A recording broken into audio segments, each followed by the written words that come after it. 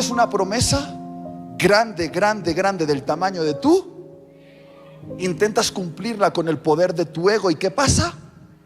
Fracasas y sientes vergüenza. Y si tú estás en ese ciclo de intentar compensar durante años, yo estuve ahí durante años, llegará un momento en el que vas a colapsar emocionalmente. Escúchame, Satanás te va a llamar a la puerta, toc, toc, toc, toc, y te va a decir: oye, te traigo noticias, yo tengo contactos allá arriba y creo que Jesús ya está un poco decepcionado contigo. ¿De verdad, Sata? Sí. Qué buen amigo eres, Sata. Sí, te lo digo de buena onda, ¿eh? ¿Y qué me aconsejas, Sata? Huye. Entonces, ¿qué haces? Te escondes de la mirada de Jesús. Te exilias de tu llamado. Pedro dijo: me voy a pescar. Escucha esto. Pedro dijo: me voy a pescar. Pedro conocía demasiado a Jesús como para abandonar su fe, pero Pedro se sentía demasiado avergonzado como para mantenerse cerca de él. Escucha, Pedro no se iba a ahorcar como Judas, no, él no era como Judas. Pero Pedro iba a matar su llamado, regresando a aquel lugar de donde Jesús lo había sacado 3 años antes, la pesca. 3 años antes, Jesús había ido al puerto de Galilea, había hecho un milagro sobrenatural de una pesca que sorprendió a Pedro y le dijo: Pedro, deja tus redes, porque a partir de ahora ya no serás un pescador de peces, a partir de ahora serás un pescador de hombres. Ven y únete a mi movimiento, vamos a cambiar el mundo juntos. Y Pedro respondió. Pedro estaba comprometido y Pedro quería demostrar a Jesús que cuando lo eligió a él no se equivocó, que estaba a la altura, que iba a cumplir las expectativas. Y si tú ves a Pedro durante todos esos 3 años, Pedro siempre intentó impresionar a Jesús. Quería impresionarlo con sus declaraciones, con sus actos de fe, con su entrega, siempre intentando impresionar a Jesús. Pero Pedro pensó: cuando Jesús más me necesitaba, cuando lo tomaron y lo golpearon y lo torturaron, yo no estuve a su lado. Le he fallado, pensó Pedro. Le prometí que iba a estar a su lado y no estuve. Y quizá Pedro pensó: seguramente Jesús no se esperaba eso de mí. Seguramente Jesús se llevó una gran decepción conmigo. Yo no valgo para ser un pescador de hombres. Yo soy un pescador de peces. Es lo que se me da bien. Para eso me educaron mis padres, para remendar redes, para navegar olas, para saber interpretar las mareas. Yo, un pescador de hombres, no estoy a la altura, no puedo. He fracasado. Volveré a aquello que se me da bien, aquello que tengo controlado, en aquel lugar donde no siento vergüenza. Es mi trabajo, es mi oficio. Ahí estoy seguro. Me esconderé allí. ¿Qué es lo que estoy intentando decir? Que cuando Pedro se fue a pescar, Pedro no se fue a un lugar de pecado. Pedro se fue a un lugar donde esconderse. Escucha, irse a pescar no es irte a un lugar de pecado. Irte a pescar es irte a un lugar donde te escondes. Pedro decidió exiliarse de su llamado, decidió esconderse de la mirada de Jesús. Querido, querida, irte a pescar no es abandonar tu fe. Irte a pescar es conformarte con ser un espectador en el movimiento de Jesús, cuando Él te llamó a ser un protagonista en el movimiento de Jesús. Y estoy comenzando este congreso con este mensaje porque el Espíritu Santo me ha dicho que algunos de los que estáis sentados en esta sala estáis pescando. Estáis escondidos. Porque le hicisteis una promesa grande, grande, grande a Jesús. Lleváis meses o años haciéndole promesas que no eres capaz de cumplir y te sientes avergonzado y dices: mira, me sentaré ahí en la silla y me esconderé de mi llamado. Claro, tú no eres de las personas que se va a ir a rumbear, a emborracharse, a acostarse con mujeres o a hacer malandrerías. Eres cristiano, no vas a abandonar tu fe. Pero estás sentado domingo tras domingo en esa silla, escondiéndote de la mirada de Jesús, exiliándote de tu llamado. Estás ahí y dices: yo canto canciones, yo escucho al pastor David predicar, yo he hecho mis ofrendas. Cuando me piden algo, si es fácil, lo hago. Pero en el fondo, sabes que estás siendo un espectador cuando deberías ser un protagonista, porque te estás escondiendo a causa de la vergüenza por una promesa no cumplida. Y la pregunta que tengo para vosotros esta mañana es: ¿cuál es tu escondite? Porque todos tenemos un lugar donde nos vamos a pescar. Por ejemplo, David, contaré este secreto entre tú y yo porque nadie nos está escuchando, ¿vale? Yo tengo una habitación en mi casa que es mi escondite. Esa habitación tiene todos los libros que me gustan, mi ordenador, una televisión, y ahí es donde navego, leo, veo series. Y en esa habitación yo preparo sermones como este. Es una habitación de propósito, ahí oro y leo la Biblia, pero a veces esa habitación se ha convertido en mi escondite. Me he metido durante horas, durante días, a veces durante semanas ahí dentro, porque estaba avergonzado por una promesa que le hice a Jesús y no fui capaz de cumplir. Y mi mujer, que me conoce muy bien, cuando ve que extrañamente me estoy ocultando mucho tiempo en esa habitación, llama a la puerta y me dice: toc, toc, toc, toc. Y Tiel, ¿de qué te estás escondiendo? Y mi pregunta esta mañana es: ¿cuál es tu escondite? Porque yo veo a algunos hombres aquí que se están escondiendo en su trabajo. No, Itiel, pero yo soy un hombre responsable, tengo que traer dinero a la casa, mantener las cuentas limpias, pagar el alquiler. Sí, eres un hombre responsable, un hombre que tiene oficio, pero seamos claros, llevas ya muchos años escondiéndote en tu trabajo, ya llevas muchos años poniendo tu trabajo como excusa y diciendo qué es lo que tienes que hacer, pero en el fondo sabes que tu trabajo es un lugar donde te estás escondiendo del llamado de Dios. Sé que hay mujeres aquí en la sala, porque no todos somos jóvenes aquí, que se están escondiendo en su maternidad. Y oye, no hay nada malo en ser madre. Y tú dices: no, pero ser madre es lo que me toca y tengo que cuidar de mis hijos y protegerlos y educarlos. Sí, tienes que hacerlo, pero escúchame, en el fondo tú sabes que llevas mucho tiempo escondiéndote detrás de tus hijos, diciendo: esto es lo que yo tengo que hacer, es lo mío, porque en el fondo te sientes avergonzada y dices: yo no puedo cumplir mi llamado, yo soy una madre, eso lo hago bien, pero te escondes del llamado de Jesús. Hay personas que se esconden del llamado de Jesús en los estudios. Van de máster en máster, de título en título, van pasando de un lugar a otro. No hay nada malo en estudiar, no hay nada malo en convertirte en un profesional, pero algunos de los que estáis aquí os estáis escondiendo en vuestros estudios del llamado de Jesús. Hay gente que se esconde en el deporte. Hay gente que se esconde en las series de Netflix. Hay gente que se esconde en la comida. Hay gente que se esconde en su grupo de amigotes. He visto gente escondiéndose en las cosas más ridículas. No son pecado, pero se han convertido en tu escondite, en tu exilio personal. Veo lágrimas por ahí porque sabes que este mensaje es para ti.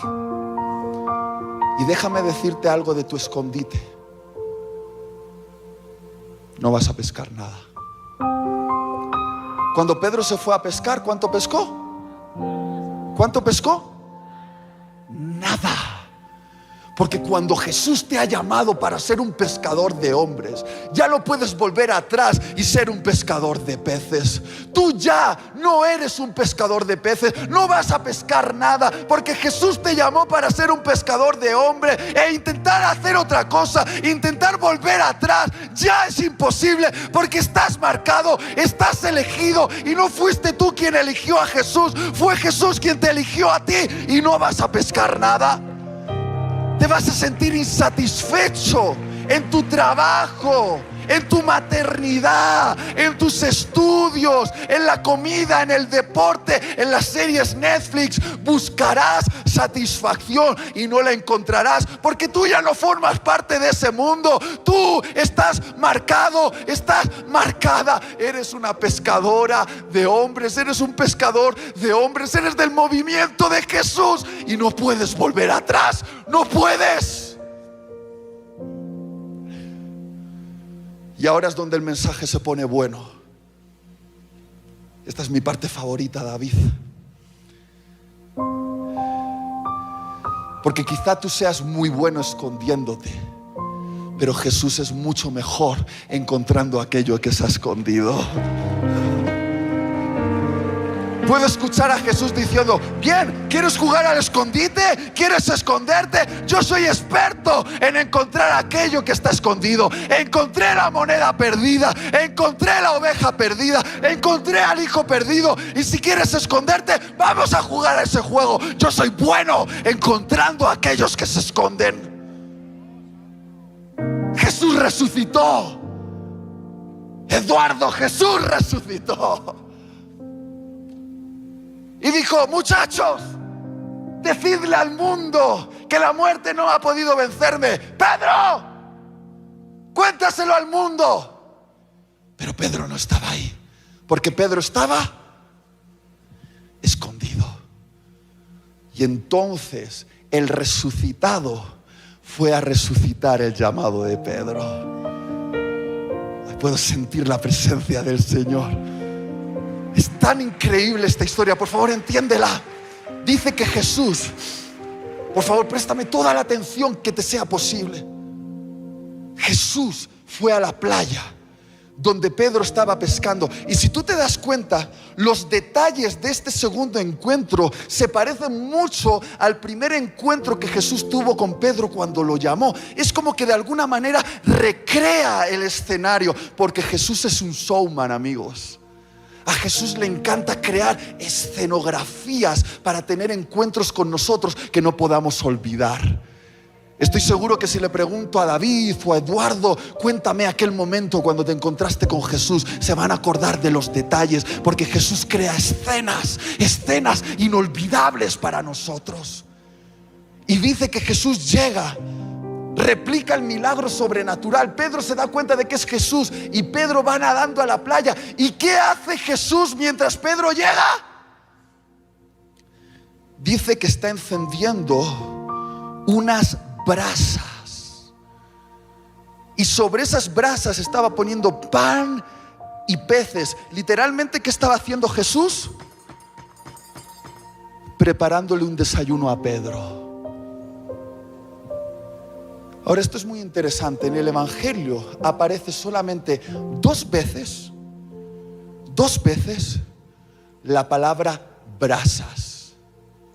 La primera, cuando hace referencia a aquellas brasas alrededor de las cuales Pedro se estaba calentando cuando negó a Jesús 3 veces. Y la segunda vez, cuando hace referencia a las brasas que Jesús encendió para prepararle un desayuno a Pedro y tener una conversación que lo iba a redimir en su llamado. ¿Qué estaba intentando hacer Jesús? Lo que le encanta hacer: conectar los símbolos de nuestras mayores vergüenzas con los símbolos de nuestros mejores testimonios de gracia. Jesús es experto en tomar los símbolos de nuestras vergüenzas y convertirlos en los símbolos símbolos de nuestras historias de gracia. Le encanta hacer eso. Le encanta tomar lo peor de lo peor, de lo peor de nuestra vida, aquellas vergüenzas que pensábamos que nos iban a destruir, que pensábamos que nos iban a marcar para siempre. Y Jesús dice: dame esa vergüenza y la voy a convertir en tu mejor testimonio, en aquello que contarás a tus hijos y a los hijos de tus hijos, y se convertirá en tu testimonio de gracia, en el testimonio que contará nuestra historia juntos.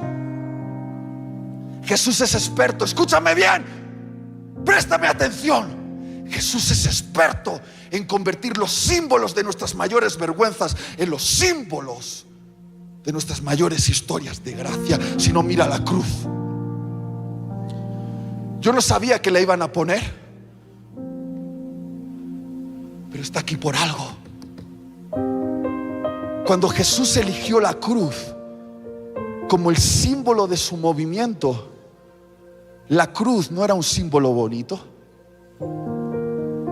La cruz representaba el mecanismo de tortura del Imperio Romano. La cruz causaba tanto terror a las gentes que cuando tú le decías a un reo que iba a ser crucificado, se hacía pipí encima de terror. Porque en la cruz tú morías no desangrado, sino de dolor y de asfixia. Era la tortura más grande que existía. Te clavaban ahí con tu delito a la cabecera, desnudo en el camino, para que todo el mundo te viese y te escupiese. Y Jesús dijo: dadme esa cruz. Dadme esa cruz. Dadme el símbolo de terror del Imperio Romano y lo voy a convertir en el símbolo de esperanza para toda la humanidad. Dame esa cruz que causa terror a los hombres y la voy a convertir en el símbolo de la esperanza para los hombres. Dadme lo que este mundo teme y lo convertiré en lo que este mundo va a anhelar. Si Jesús es capaz de hacer eso con una cruz, queridos, lo puede hacer con cualquiera de nuestras historias. Por eso déjame decirte, a los que lleváis unos cuantos años aquí y ya estáis influenciando sobre la vida de otros, no maquilléis vuestras cicatrices. Lo voy a volver a decir: no maquilléis vuestras cicatrices, porque pocas cosas te van a dar más autoridad para hablar a las heridas de una generación que mostrarle tus propias cicatrices. Porque tus cicatrices cuentan una historia. Tus cicatrices le dicen al herido: te entiendo, yo también estuve ahí, yo también estuve enfermo, pero déjame contarte la historia de esta cicatriz, que es la historia de alguien que me sanó, es la historia de alguien que me vino a rescatar, es la historia de alguien que cuando yo había tocado fondo se manchó las manos y me sacó del lodo. Deja que mi cicatriz te cuente la historia, porque lo mejor de mi vida no es mis éxitos, sino cómo Jesús me vino a rescatar en mis fracasos. Eso es lo mejor de mi historia.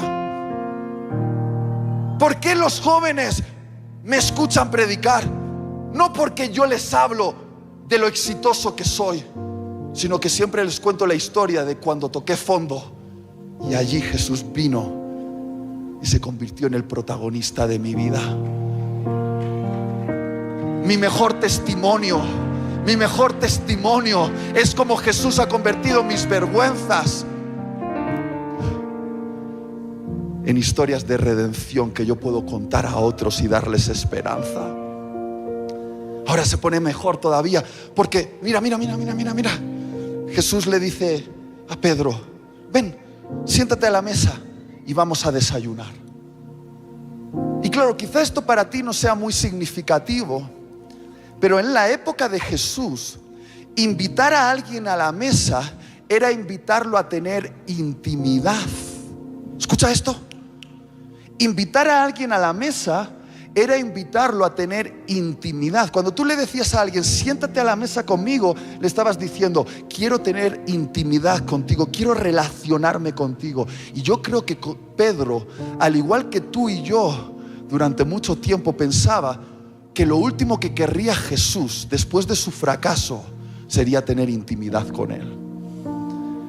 Probablemente Pedro pensaba, al igual que yo he pensado durante mucho tiempo: mira, Jesús, déjame arreglar primero mi vida, déjame poner las cosas en orden, y cuando lo tenga todo ordenado, de la talla, esté todo limpio, entonces tendré intimidad contigo. Querido, querida, tú no arreglas tus problemas para tener intimidad con Jesús. Tú tienes intimidad con Jesús para arreglar tus problemas. No juegues a ese juego de la religión. No juegues a ese juego que te dice: primero santifícate tú, arréglate tú, justifícate tú, y entonces cuando des la talla podrás tener intimidad con Dios. No, ven como estás, siéntate a la mesa y en intimidad con Jesús arregla tus problemas, justifica tu pecado, santifica tu suciedad, porque tu poder redentor no eres tú, es Él. Es Él. Él es Jesús. Él te dice: siéntate a la mesa. Y Pedro dice: yo no quiero sentarme a la mesa, no quiero sentarme a la mesa. Y escucha esto, porque esto se pone bueno. En toda la conversación que Jesús tiene con Pedro, Jesús no se dirige a Pedro con el nombre de Pedro, lo llama Simón, hijo de Jonás. A ver. ¿Por qué? Quizá para ti no es muy significativo, pero para Pedro sí lo era. Porque Pedro era el nombre que Jesús le había puesto en uno de los momentos épicos de la vida de Pedro. Cuando Pedro dijo: tú eres el Cristo, el Hijo del Dios viviente. Cuando tuvo su momento de mayor altura en revelación. Pero Simón era el nombre que su mamá y su papá Jonás le habían puesto. ¿Sabes qué significa Pedro? Piedra. Es decir, firme, inamovible, fuerte. ¿Sabes lo que significa Simón? Junco, inestable, débil, frágil. Y yo pensaba que en la mesa de Jesús solo había lugar para los Pedros. Pero he descubierto que Jesús siempre tiene un plato listo en su mesa para los Simón, hijo de Jonás.